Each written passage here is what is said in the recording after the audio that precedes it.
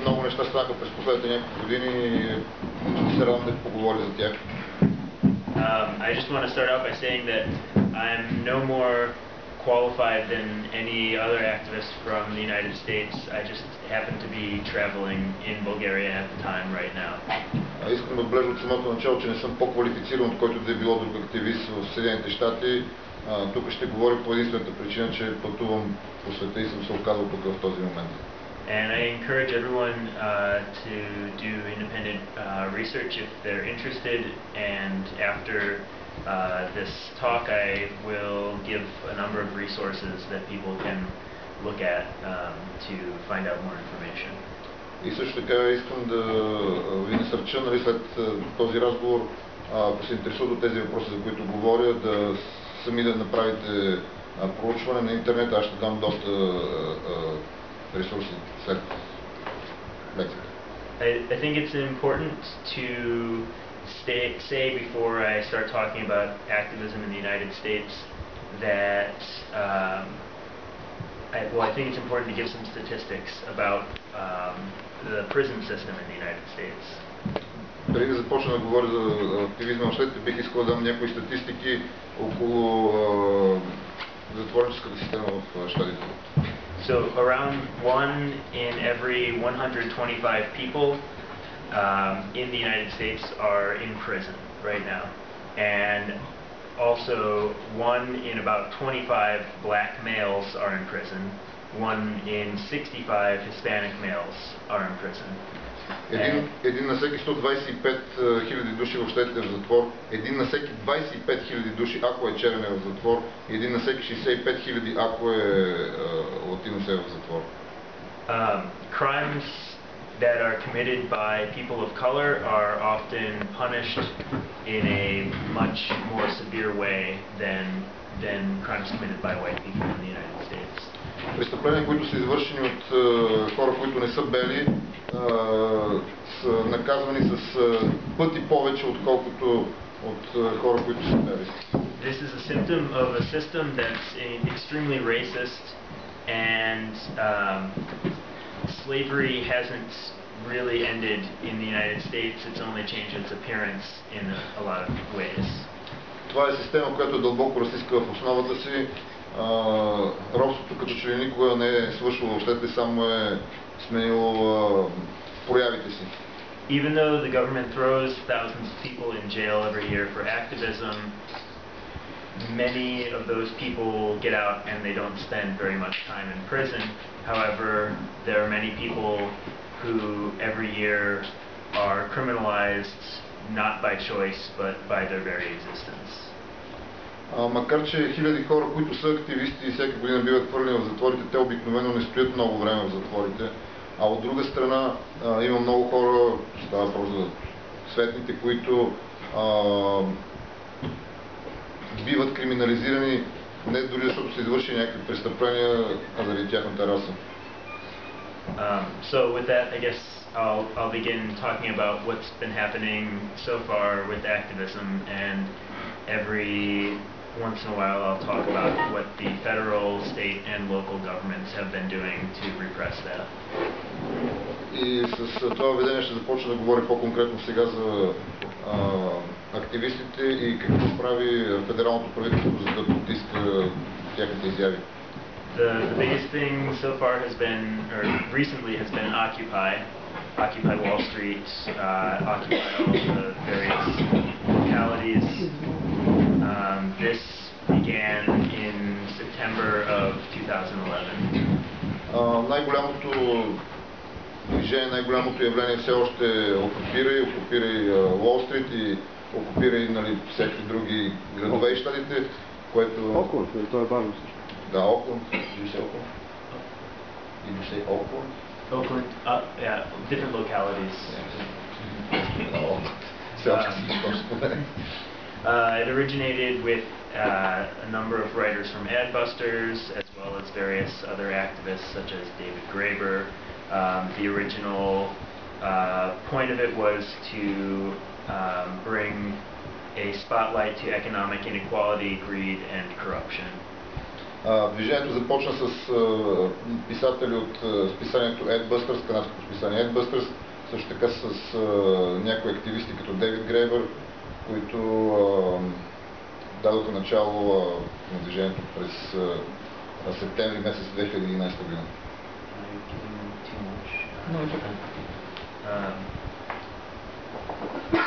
And it was based on direct democracy and consensus, a new paradigm of power which was kind of a leaderless movement, and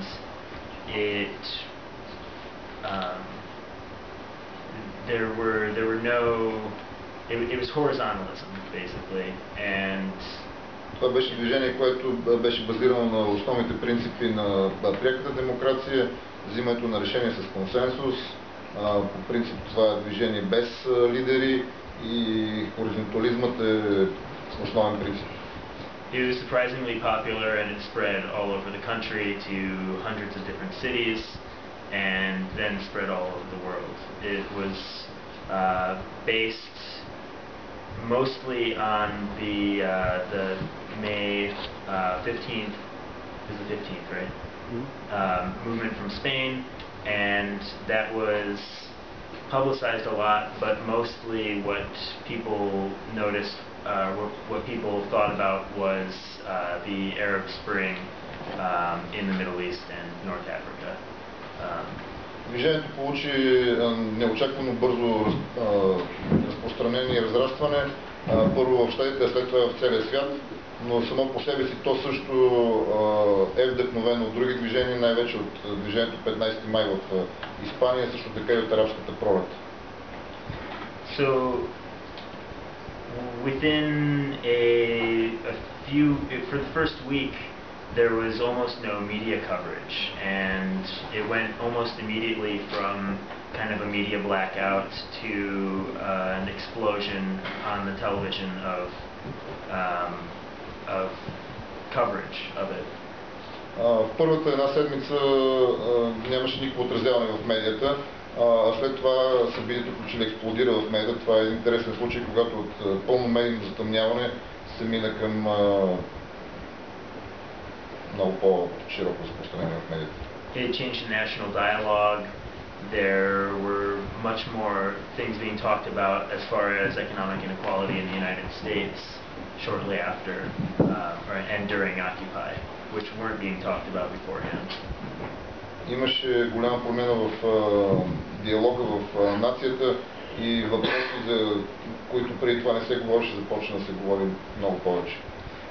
From Occupy there were thousands of new activists across the country, tens of thousands of new activists who hadn't had any experience before, and this was really amazing and really great, and a real surprise for a lot of us. Едно от неочакваните неща беше, че хиляди нови активисти се появиха около това движение, които започнаха опита си в това движение, и това е необичайно, защото обикновено са винаги са едни същи активисти, които...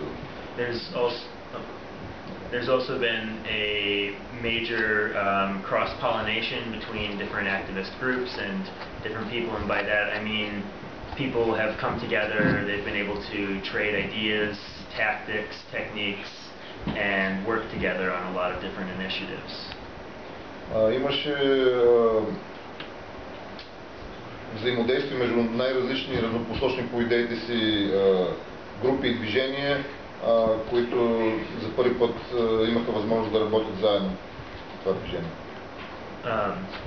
There have been a lot of new technologies that have been used, such as live streaming. Twitter has been used quite a lot by people.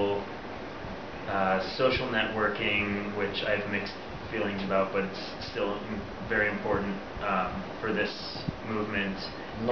And there's been less isolation between activists. Много нови технологии бяха използвани в това движение. Става дума за окупирай, лайв стриминг, Twitter, също така социални медии като Facebook, към които аз лично имам и някои резерви, но трябва да се отбележи, че в това движение за първ път на активистите бяха много по-свързани от обикновено и нямаше изолация между тях.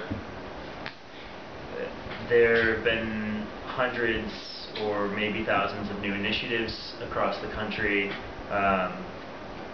These include the Oakland Commune, hashtag No NATO. The Oakland Commune, as many know, was in Oakland, California. There was a very large uprising, and which was very well organized. They ended up at one time. Do you want to? Имаше много стотици нови инициативи, дори хиляди в целите щати. Едно от тях е комуната в Оукланд, друго е хаштаг No NATO. Както може би знаете, имаше истинско въстание в Оукланд, което беше организирано от окупирали Оукланд. At one point they held general strike, and on that same day they decided to blockade the port of Oakland, which costs financial institutions as well as shipping companies millions of dollars just that one day. В един и същи ден имаше генерална обща стачка в целия Оукланд, но също така и блокиране на пристанището, което доведе до загуба в порядъка на милиони долари. Само за един ден. Само за един ден. Occupy the Hood and Occupy Our Homes were other independent initiatives organized through Occupy, and these were groups started to deal with the problem of home foreclosures. Две други инициативи, които почнаха да действат в този момент, са Окупирайте квартала и Окупирайте домовете, които се занимаваха с проблема за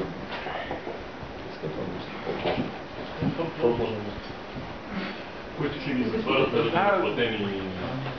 Да, домовете, които ще бъдат взимани от банките на неплатени полици, нали, което, както знаете, след криза 2008 година беше огромен проблем и продължава да е в Америка и в някои щати специално. И тук. И тук в България. И тук вече сама. In many cases, they helped families with information around avoiding being pushed out of their homes by banks and by the local law enforcement. And in a number of cases, they actually stood in front of the doors of houses while the sheriff came to remove families from their homes. And these were met with mixed success. Активистите в много случаи даваха информация на хората, които ще бъдат гонени от къщите им от банките или от полицията. В други случаи заставаха с тях заедно пред вратите на къщите и се противопоставяха на местния полицейски шериф, който се опитва да ги изгони, и тези акции имаха смесени резултати. But hundreds of families were saved from evictions, and at the same time there was massive amounts of publicity which was against the banks and led to a less favorable public opinion of the banks. Стотици, все пак в резултат на това, стотици семейства не бяха изгонени от домовете им. Също така тези сблъсъци доведоха до негативно медийно отношение към целият процес и взимането на къщите от банките. There have been plenty of small solidarity and direct action groups started, a number of squats, many social centers as well. Също така започнаха дейността си групи по солидарност, афинитетни групи, склотове и също социални центрове. One of the what has been considered one of the most effective initiatives started by Occupy has been Occupy Sandy. Една от най-успешните инициативи, която беше започнала това движение, беше Окупирай Санди. Става въпрос за урагана Санди, който нанесе огромни щети. When Hurricane Sandy hit the Atlantic Northeast, there was, as usual, no response by the federal emergency response system of the United States. Когато ураганът Сенди удари Атлантическото крайбрежие на щатите, както обикновено нямаше адекватна реакция от държавните служби за реагиране в такива случаи. The day of the hurricane, FEMA, which is the government branch responsible for disaster relief, their office in New York City had a sign on the window that said closed for bad weather. Държавната организация ФЕМА, как се точно не сещам Federal Emergency Management. Federal Emergency Management, значи федерална, нали, Агенция за справяне с бедствията. над прозореца на техния офис имаше закачен надпис, че е затворено поради лошо време. And so Occupy activists started working together with a couple of NGOs from the area, and as well as a number of churches, and they started soliciting for donations from across the country, and with $100,000 they did a lot more than what FEMA could do with a budget of millions of dollars. И тогава активисти от Окупирай заедно с няколко НПО-та успяха и църкви, да, също така, успяха да съберат пари от доброволци и с $100,000 те направиха много повече, отколкото ФЕМА биха направили с милиони долари. In many of the news articles, you could see interviews with a lot of the volunteers from Occupy Sandy, and a lot of the time people were criticizing the government. They were criticizing the local government, the federal government, and they were also using phrases like mutual aid, and this was showing up in major publications like the New York Times and things like that. They said this isn't charity, this is mutual aid. Следствие на това много от активистите получиха достъп до официалната медия, даваха интервюта, критикуваха официалните държавните организации, които не могат да се справят с това, сравняваха собствените техни действия, които са базирани на принципа на взаимопомощ, което е анархистична концепция, и я противопоставиха на концепцията за благотворителност, просто обикновена благотворителност. 1 year ago, the Mayor Bloomberg of New York City was criticizing Occupy activists as hooligans and saying that they all needed to be arrested, and when Hurricane Sandy hit and they organized the response to it, he was actually praising them. Само една година по-рано кмета на Ню Йорк Блумбърг критикуваше участниците в Окупирай като хулигани и че трябва да бъде изчистен града от тях, докато след това, което те направиха след урагана Сенди, възхваляваше техните действия. So, of course, there have also been a lot of failures with Occupy, or things that people have seen as failures. One which I noticed a lot was inclusiveness. Разбира се, имаше много проблеми, много провали с инициативите на Окупирай. Една от областите, в които аз лично съм наблюдал проблеми, е инклюзивността, включването на всякакъв вид хора. I think in many cases, and definitely not all, probably not necessarily in Occupy Wall Street, but in a lot of the local Occupy camps, there was mostly a white middle class presence of activists. Проблема е, че не непременно за Окупирай Уолл Стрит и големите градове, но в по-малки градове и други общности, обикновено тези, които правеха лагерите, бяха бели средна класа хора. I think a lot of this was because there were already activist communities in some of these places. Maybe not activist communities, but political communities. And they knew each other well, and they also had certain vocabularies and certain processes that they were used to that were not necessarily accessible to a lot of people as well.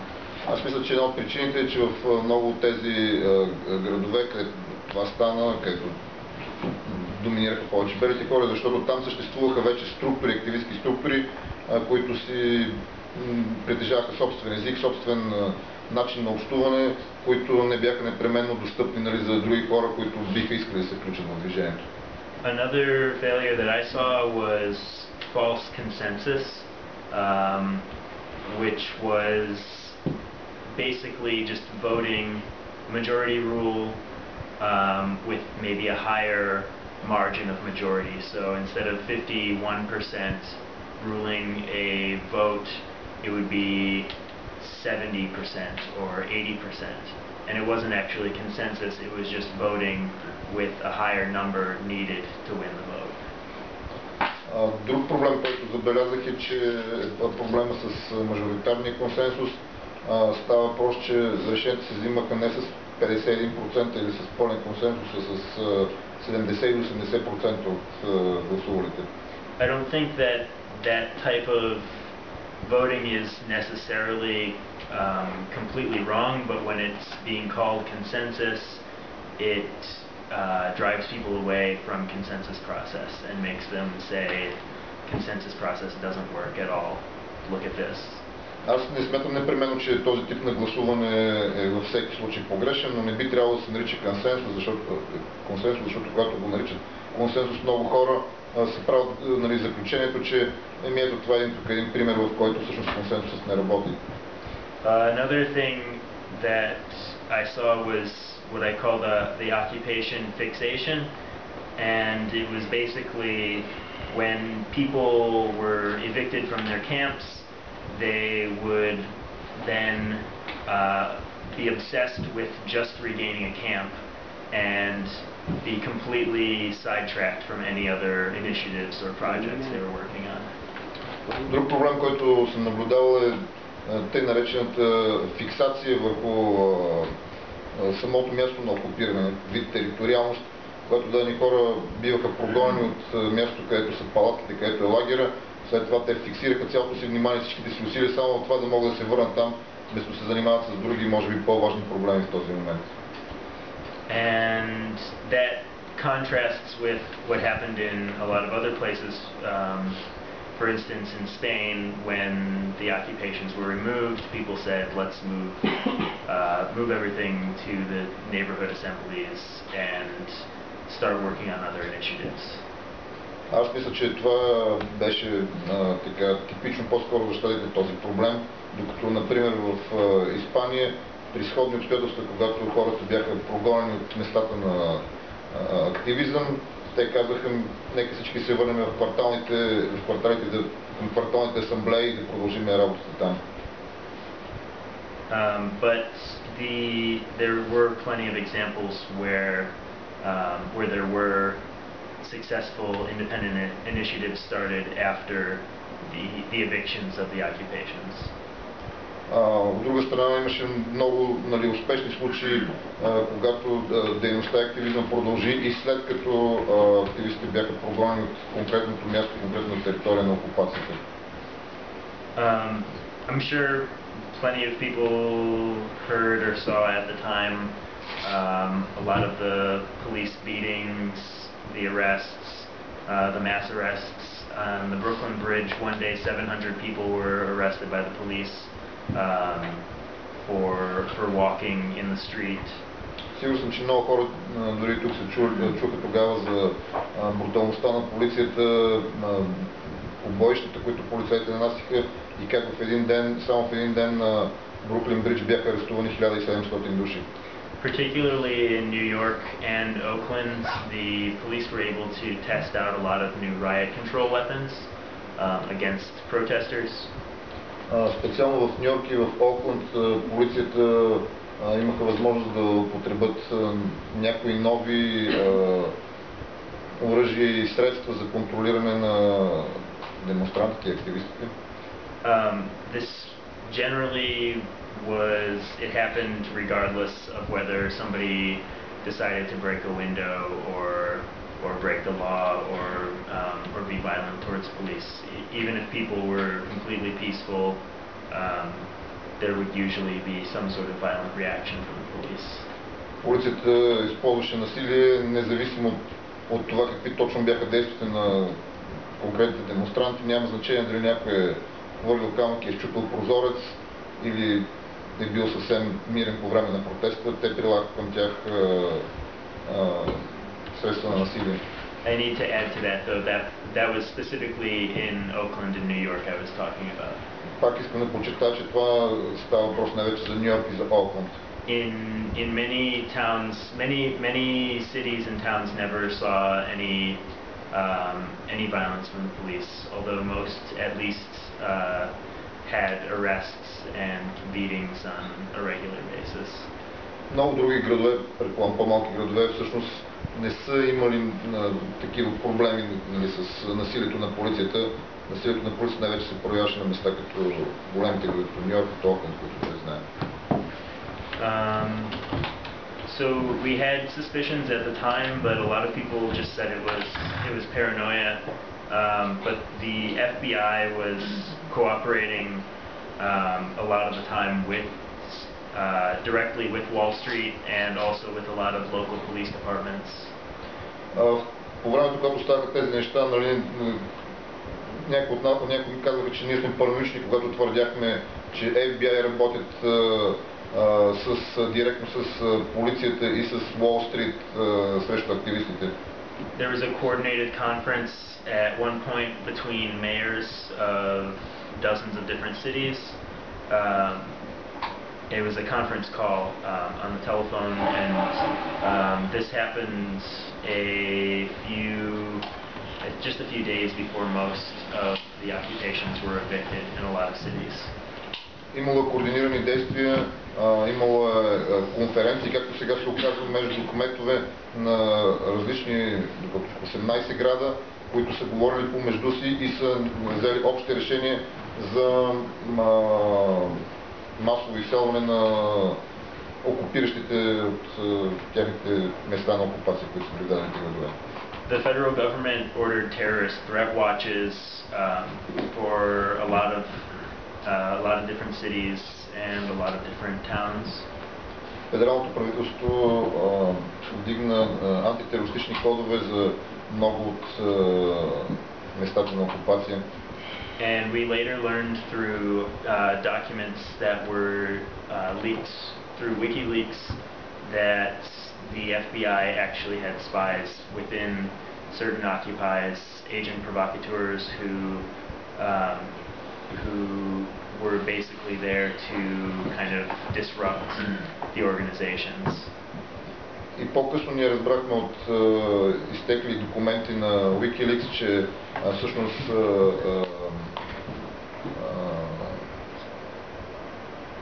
ФБР-то имаха агенти, които бяха внедрени и инфилтрирани вътре в много от организациите, включително агенти-провокатори, които умишлено създаваха проблеми, за да поставят движението.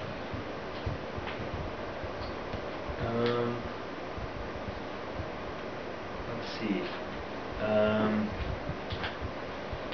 Yeah, particularly one example of that was Occupy Austin, where the meetings were often derailed and the entire occupation fell apart because of that. Един конкретен пример е Окупирай Остин, където събранията бяха умишлено дерелирани от такива агенти-провокатори и целият процес се разпадаше. I'll just give an example of my own personal experience. It's nothing really exemplary. We didn't experience a lot of police brutality or anything, but it's just what I know because I wasn't really at Occupy Wall Street very much, but I was at Occupy Cincinnati for a long time. Ще дам някои примери от моите лични преживявания, които не са въобще от тези, които са свързани с най-бруталното насилие, тъй като аз не съм бил твърде много на окупирал Уолстрийт, за сметка на това изкарах няколко месеца с окупирал Синсинати. So we only had an occupation for about 12 days before we were evicted, and around 30 people were arrested. Our first march we had was about 1,000 people, which for a city of 300,000 people in the United States is a pretty large number. At least for Cincinnati, we haven't had that kind of an event for a very long time. Ние нямахме много време в Синсинати да разгърнем дейността. Още на 12-тия ден, след като започна окупацията, лагера беше разтурен от властите. Но демонстрацията, която направихме, демонстрацията беше от 1000 души, което е една доста голяма демонстрация за град от размерите на Синсинати, който е 300 000 души население. We had general assemblies every day, and we had marches and demonstrations pretty regularly. One major initiative that people claimed was the General Assembly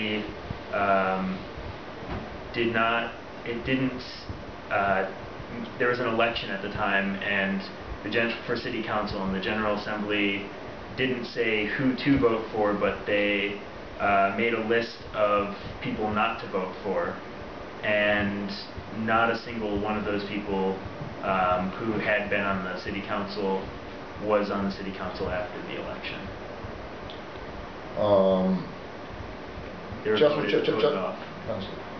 Част от акциите, които проведохме, имахме сбирки на асамблеите всеки ден, доста често демонстрации и маршове. Също една интересна инициатива беше по време на изборите за градски съвет, макар че хората от движението не казваха за кого трябва да се гласува, направиха лист от кандидати, за които не трябва в никакъв случай да се гласува, и никой от тези хора в крайна сметка не беше избран. I wasn't incredibly enthusiastic about that, but it was effective in some ways, although I still think that the city council is incredibly corrupt in Cincinnati. Аз лично не бях особено ентусиазиран около цялата тази акция. Признавам, че тя беше ефективна, но моята лична гледна точка е, че самата институция на градския съвет на Синсинати е дълбоко корумпирана. A major problem we had was people's intolerance towards the homeless people who came to the camp and stayed at the camp. Един от проблемите, които имахме, голямата нетолерантност на много от участниците към бездомните, които се опитваха да се включат в лагера. Some of the people involved in Occupy Cincinnati were complaining that homeless people were coming and sleeping in their park and eating their food and etc. etc. Някои хората направо се оплакваха, че бездомниците идват и спят в техния парк, идват от тяхната храна и така. We had to remind them that many of these people had been sleeping in the park for years before they came and decided to sleep in the park. Ние трябваше да им припомним, че в крайна сметка тези хора, бездомниците, те са спали в тези паркове години наред при окупиращите се поява там. Also, as somebody who was cooking the food, I told them that maybe they should also cook some food because the food was for everybody. Още като един от хората, които готвише храната, самия аз готвя храна, им казах, че може би и други трябва да почнат да готвят храна, за да помогнат, нали, за да има и повече храна и за бездомните. We had a lot of people with different sort of pre-decided agendas who came. There were a lot of people with the Green Party there. There were a number of Trotskyists who showed up, and there were also many kind of right-wing libertarians who all came trying to steer the movement in one direction or another. За съжаление, имаше много хора, които дойдоха с тяхна собствена предварителна идеологическа линия. Имаше много зелени, Имаше троцкисти, имаше десни либертарианци и всеки от тези групи се опитваше да насочи движението в посока на техните собствени идеологически интереси. In the end, though, I think we ended up, a lot of people met other activists who they hadn't known in the past, and there were a number of new initiatives, and now there are networks where somebody who has a protest or some sort of event or direct action that they want to organize, they now have 1 or 2 dozen more people than they would have had in the past to come to those actions. Положителната страна обаче на всичко това е, че много активисти имаха възможността да се запознат с други активисти, които те не бяха срещали, и по този начин се създадоха едни доста устойчиви мрежи, които и в последствие продължиха да функционират и доведаха до това, че за разни събития, на които иначе не биха дошли толкова много хора, почнаха да се появят с 1000 или 2000 повече души от обикновеното. The kitchen at Occupy Cincinnati also, we kind of seceded from the movement when it fell apart and started a local Food Not Bombs chapter, which is still serving 2 meals a week, every week. Кухнята, която беше част от Окупири, след като движението беше разпръснато, се самоотдели и даде начало на нашата група Храна, а не бомби, която продължава и до сега да дава храна на бедни хора. And I think from there I'm going to move into different things that have happened that have been connected with Occupy, some of them, but also not so much. От тук нататък ще говоря за други събития и акции, които някои от тях са последици или свързани с Окупири, но други не са. But I think it's important to say that most of these recent struggles and activities have definitely grown in numbers because of Occupy Wall Street and different local versions of Occupy Wall Street. Все пак искам да подчертая, че много локални групи и действия бяха засилени следствие на съществуването на движението Окупири Уолл Стрит и Окупири локалните селищни градове, за които става дума. A similar thing happened around the country where a lot of the kitchens of Occupy Wall Street groups kind of formed their own Food Not Bomb groups, or just a lot of people who had been involved in the kitchens formed Food Not Bombs groups, which are now doing a lot of meals around the country and are supporting direct actions and different protests around the country. Това, което стана с нас, се повторя много други места, специално за кухните, които бяха на лагерите на Окупири. Много голяма част от тях се превърнаха в групи храна, не бомби, които готвят из цялата страна, а също участваха и в други акции, в други преки акции. Many different cities and townships in the United States have actually outlawed sharing food in public parks. Много градове и селища в щатите вследствие на това обявиха за незаконно споделянето на храна в публични паркове. So where Food Not Bombs in the past was really just often sharing food in a park without any conflict, it's become much more of a battleground recently, and hundreds of people have been arrested in the past 2 years. И по този начин стигнахме до там, че храна, не бомби, което в миналото беше безпроблемен начин за споделяне на храна на публични места, се превърна в поредната фронтова линия и стотици хора бяха арестувани през последните 2 години само защото участваха в тези кухни. I think in Florida, something like 5 or 6 different cities outlawed sharing food in public. A couple of cities in Texas did as well, and Philadelphia did also. And some of those laws have been repealed because they would end up having to arrest 20 or 30 people a week simply for passing out soup in a public park.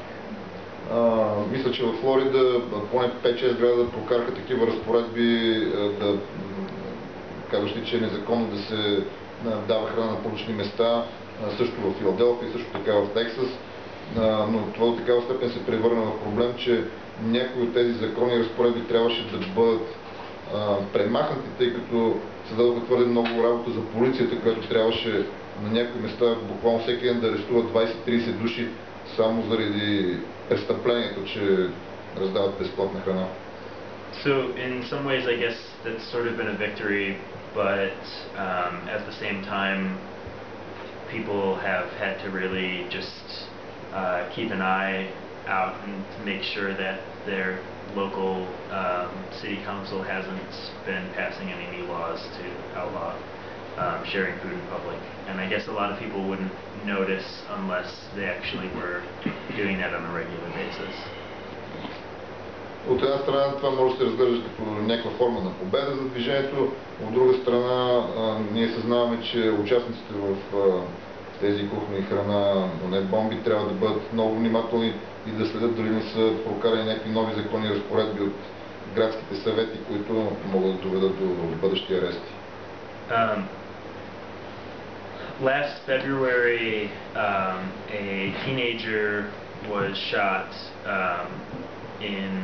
in Florida by a sort of a vigilante neighborhood watch man. The teenager's name was Trayvon Martin, and basically what happened was he was walking home and a neighborhood watch captain, I think he was, started following him and calling the police and ended up shooting him and killing him. It was in the North Tampa, right? I think it was Един от случаите на крайна агресивност беше миналата година в Флорида, в Северна Тампа, където тинейджър беше застрелян от спрежда виджилант. Квартален патрулир, нещо такова. Значи това са виджиланти, ние нямаме такива структури в България. Това са от край време, още от преди 200 години самоорганизиращи се групи, нали такива. Граждански, да. ДОТ. Да. Бившите ДОТ. Агент да изпълнявате с виджиланти, каквото и да е. И в... както той казва, това са хора, които се опитват да вземат закон в техни собствени ръце. Значи в този случай... Доброволчески отряди. Да, тук да, доброволчески отряди, които националистите ги предлагат. Аз си го спомням случай много, защото точно по това време бях в Тампа, нали? Той беше май бивш такъв пожарникар, а момчето беше черен тинейджър, да. И само защото бил с худ, нали, он почва да му се дърви, да му надига, он не му отговорил, той го застрял и го уби. The police didn't arrest George Zimmerman was the name of the neighborhood watch man. They didn't arrest him at all. They just asked him questions about shooting this teenager, and it basically turned into major protests all over the country because this actually isn't that uncommon of a thing where someone will be shot, and because of the color of their skin, there won't really be that much question into it. Полицията дори първоначално не арестува убиеца, само го извикаха за въпроси, да му зададат въпроси какво точно е станало и след това беше пуснат отново на свобода. Истинската причина за убийството е цвета на кожата на момчето и това доведе до много протести в цялата страна, но трябва да кажа, че това въобще този случай не е необичайен за щатите. The protests, as far as I heard, were completely peaceful, but there were very large numbers in a lot of the cases. I think in some way they were at least effective in bringing a dialogue about what was happening and what continues to happen. In Cincinnati, there was a protest called, I think 2 days before it happened, and 300 people showed up, which is is pretty huge. 300 people. Значи, такива протести, както каза, са стани в много градове, в Синсинати също имало такъв протест от 300 души, които са участвали в него. Навсякъде е бил мирен протест и доброто нещо, което е произлезло от него, че отново се е повел диалог за този огромен проблем. The man who shot Trayvon Martin, he was held on $1 million bail, and he raised money, and a lot of the groups that donated were white supremacist groups from around the country. Този убийца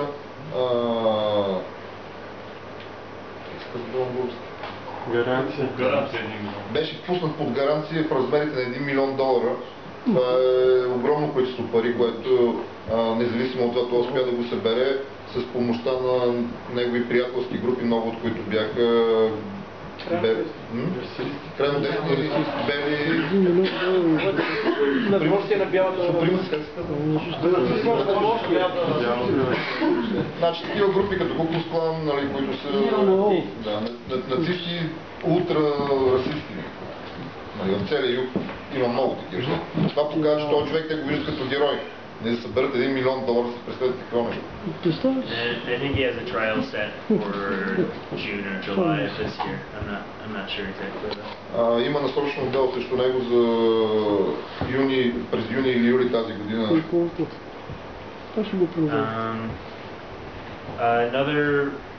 This is a big topic, so it's I won't be able to touch on everything, but environmental struggles in the United States have also been a major focus recently. Друга голяма тема, която само частично ще засегна, са борбите около екологичните проблеми в щатите. Water, like everywhere, is becoming a major issue, although it's not really talked about that much, but you can tell by what different local governments are trying to do, and also what different companies are trying to do. There's a major grab for water rights in the United States. В момента водата е много ключова фронтова линия, тъй като макар че не се пише много по въпроса, бизнеси и други организации се опитват да заграбят правата над водата в различни райони в щатите. Nestle, the company that makes the chocolate bars and the toxic baby food, has been trying to, or they own a lot of water companies as well, and they've been buying up aquifers and can you translate aquifer? Water. I think it's the same in Bulgaria. Nestle, компанията, която стои зад шоколадените изделия и токсичните бебешки храни, от много време насам притежават подкомпании, които се занимават с контрол и разпродажбата на водата в щатите и в други страни. Те в момента закупуват след това този термин аквифар, това геологичен термин означава, нали... Воден хоризонт. Воден хоризонт, така се превежда. Да, някакви водоизточници, които те ще имат монополистично право да ги използват, като решат за добре. Ето. Това са подземни водоизточници. Обикновено воден хоризонт това означава. Also in the west, the Colorado River basin has almost dried up. I mean, it's running a lot slower than it has in the past. Също така на запад басейна на река Колорадо е почти пресъхнал, много по-ниско нивото на водата, отколкото е било преди. Resource extraction as well as agriculture are some of the major uses for water in the United States, and that includes shale gas extraction, oil extraction, which is now related to the tar sands in Alberta, which I'll talk about in a minute. Значи водата се използва в процесите Нашите фирми Добив на шистов газ, на петрол.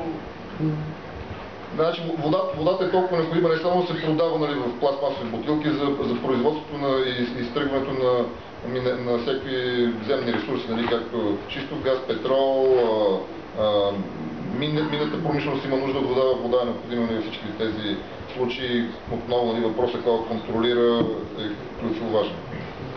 In my own city, the city manager tried to privatize the water utilities, and there was a major uproar about that, and all of the workers from the utilities came, and there was a public meeting, and it was pretty much immediately shut down after that. Shut down. The plan to privatize. The plan. Yeah. And who started the manager? The city manager. Значи менеджера на града, в който той живее, имаше план, който се опита да го промотира за приватизиране на водните сервиси на населеното място, но се дигна голям шум, имаше протести и този план беше моментално изоставен. There's also been a major effort to grab water that is held on Native American reservations in the United States.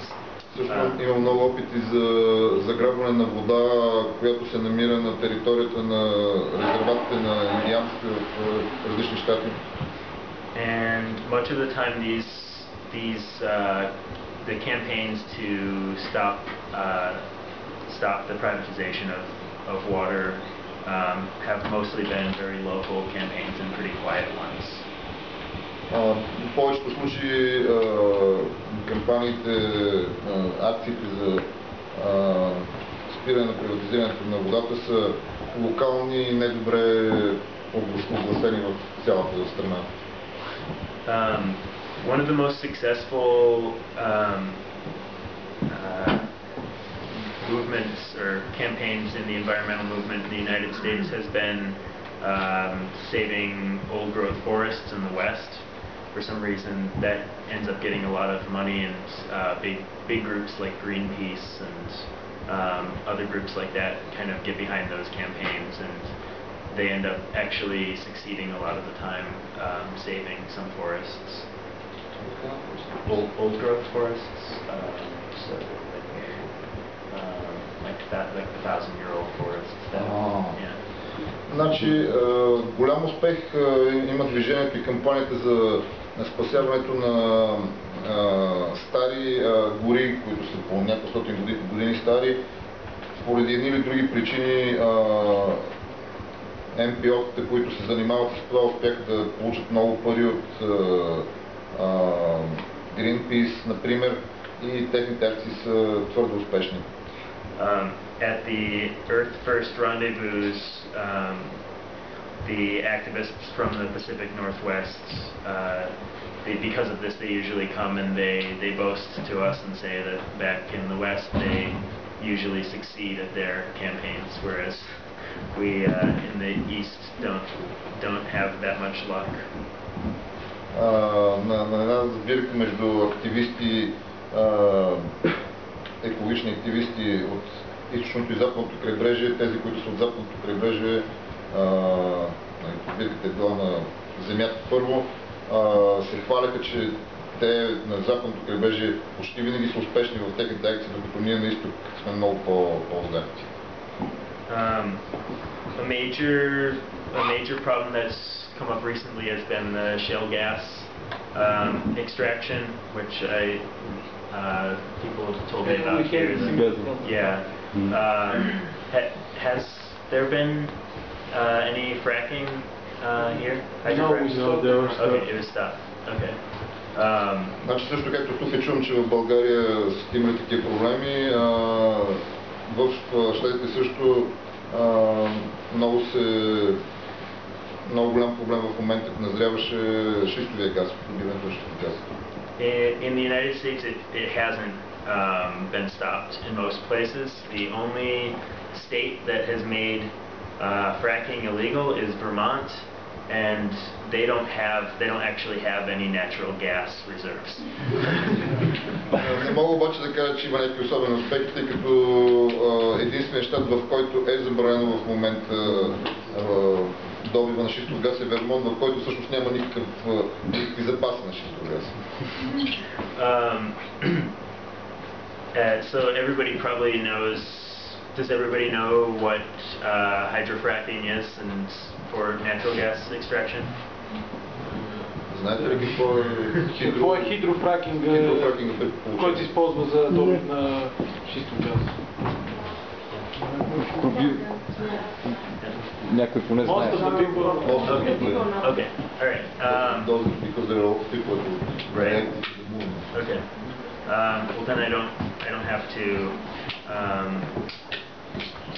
I guess I don't have to explain it, but a lot of the major problem is with the groundwater in the United States. It's been polluting huge amounts of groundwater. I mean, just like hundreds of kilometers wide areas that have now they're toxic. They're completely toxic in there. Най-ужасният проблем е, че тези процеси на добиване замърсяват огромни количества от подземна вода, огромни територии от подземна вода са напълно токсични в момента и неизползвани поради добиването на шистов газ.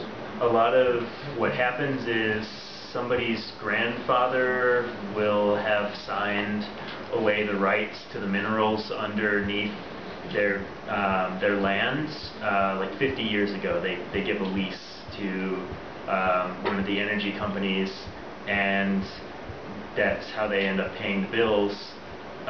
But then 50 years later, the grandchild of this person will end up getting a knock on the door from an energy company saying, we own the rights to what's under your land for the next 20 years, and we're going to extract those resources. Случва се често, примерно, дядото на някой преди 50 или повече години да е дал под наем земята, която притежава, да кажем, фермата и ресурсите под нея, за да се плаща сметките по уния времена. И в сегашно време, примерно, внука на този човек, който може нищо да не знае за това, идват от енергийната компания, чукат му на вратата и казват, ние имаме правото следващите 20 години да иззимаме ресурсите, които са на земята на вашата ферма, земята, която ви притежавате. Even if they don't have access to that person's lands, anywhere, if they have access to land anywhere near them, their groundwater will be totally polluted. And I'm sure lots of people have seen Gasland and seen what happened with that, where you get the tap water that catches on fire and everything like that. Дори да кажем да живееш на такова място и да не си дал достъп на тези компании, които правят добива на шистовия газ, достатъчно, че на съседния имот те го правят това и са замърсили вече подводните води, тъй като те са споделени, тези подземните води, тъй като те са споделени, стигаме до случаите, когато водата е замърсена в такава степен, че може да се запали водата и да гори пред вас, когато я пускате от кранчето. Това много хора са го видяли, той казва филма Gasland. Да, Gasland филм показва. One of the biggest organization that's been dealing with the problem of fracking is 350.org, which I think